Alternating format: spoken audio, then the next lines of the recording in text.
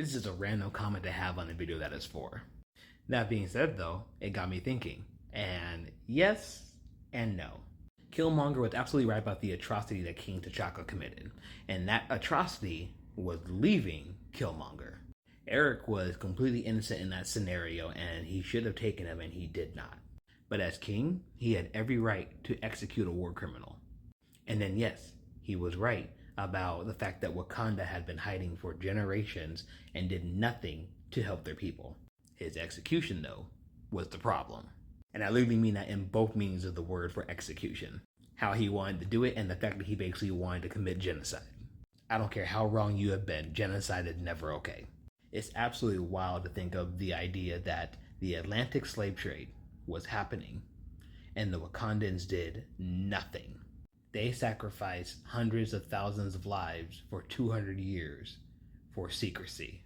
It is a fictional land, and the idea that they did nothing to help their fellow brothers and sisters frankly just sickens me. But that's the whole purpose of the ending of the first Black Panther. T'Challa agreed with him. Again, his execution was wrong. I know not everybody reads, but most of us watch movies, and that is the whole point of Mockingjay Part 2.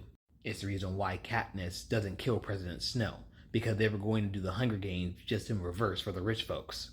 Two wrongs do not make a right. But to tie back this comment to the video it's on, it makes me wonder, why wasn't Shuri helping Riri?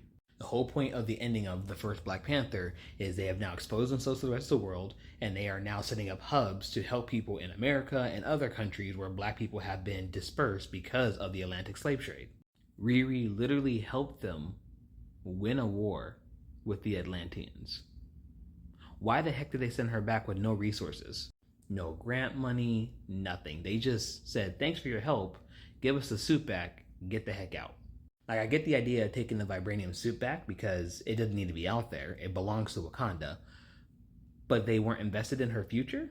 She literally made a vibranium detector from a box of scraps because her teacher said that she couldn't do it. And she did. Literally from a box of scraps, she turned the world upside down. And Wakanda is just not invested in her whatsoever? Like, is this King M'Baku's fault? Like, I need answers as to why they weren't supporting Riri.